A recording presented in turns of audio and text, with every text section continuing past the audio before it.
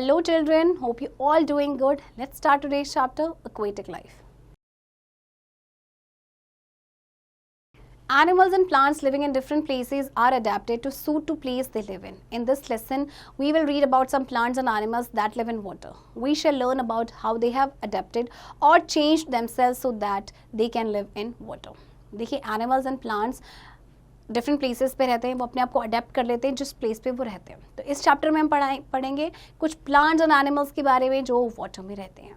Plants in water. Plants that live in water are called aquatic plants.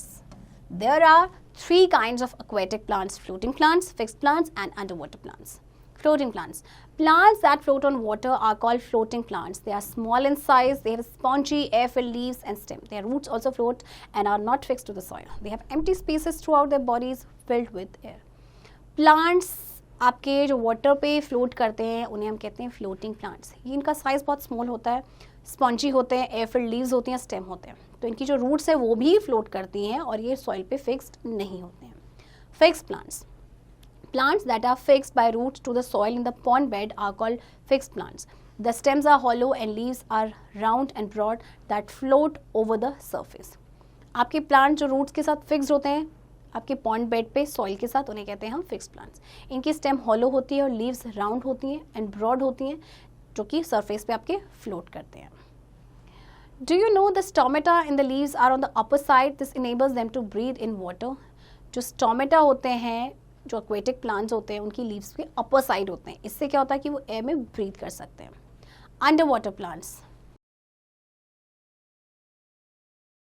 Plants that grow underground are called underwater or submerged plants. These plants are fixed to the waterbed. They have narrow thin leaves with no stomata.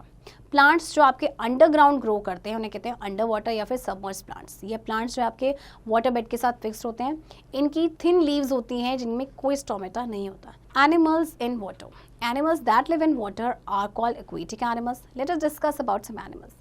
Fish are animals that live in water. They have a streamlined body to swim in water easily. They have scales on their skin. They breathe air dissolved in water through gills. Fish आपके पानी में रहते हैं, इनकी streamline body होती है जिससे कि वाटर में इजीली स्विम करते हैं. इनकी स्किन में स्केल्स होते हैं. ये ब्रीद इन करते हैं एयर को जो वाटर में आपके डिजोल्व होती है. किसके थ्रू? आपके गिल्स के through. Lobsters, turtle and crabs are aquatic animals that have shells on their bodies. They have special limbs that help them to swim.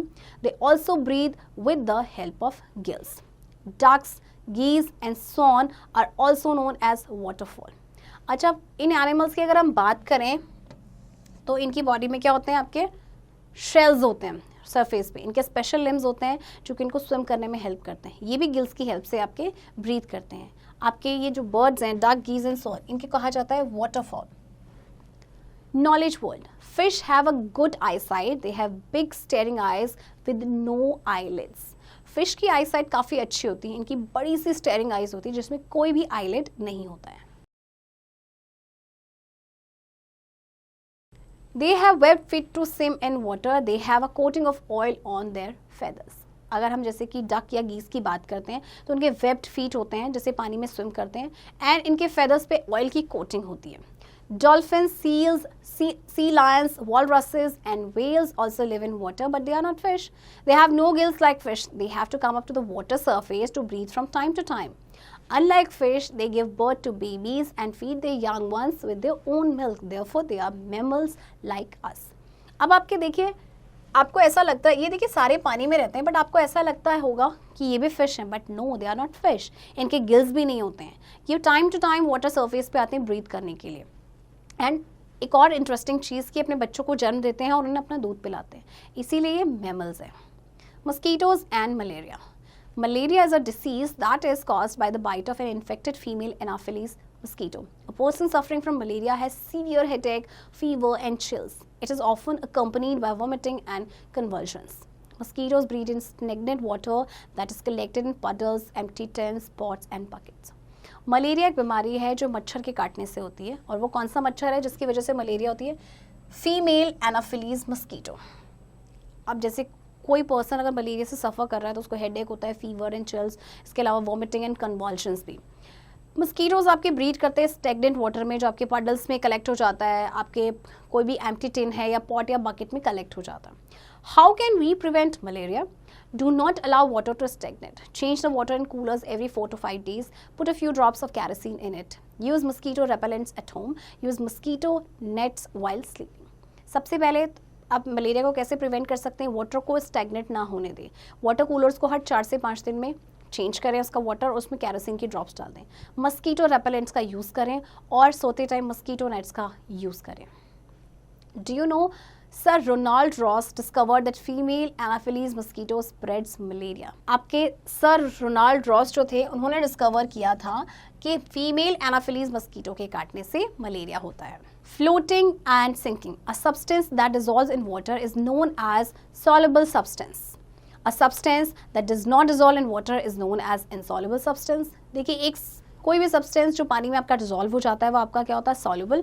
और जो पानी में नहीं डिसॉल्व होता वो insoluble substance. When a substance dissolves in a liquid we get a solution. The substance that dissolves in water is called solute. The liquid in which a solute dissolves is called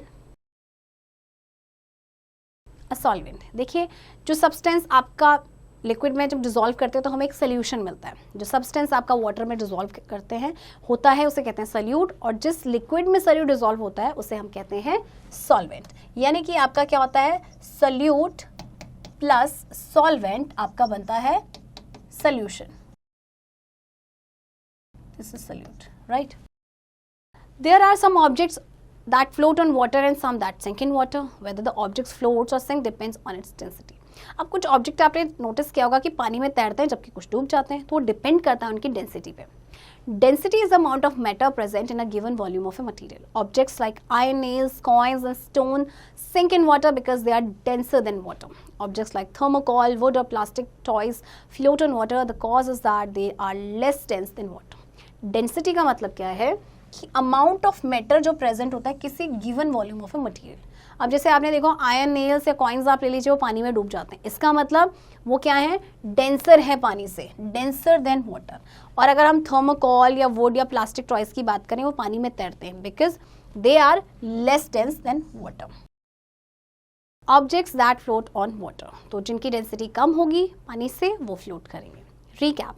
Plants that live in water are called aquatic plants. Animals that live in water are called aquatic animals. Malaria is caused by female Anopheles mosquito.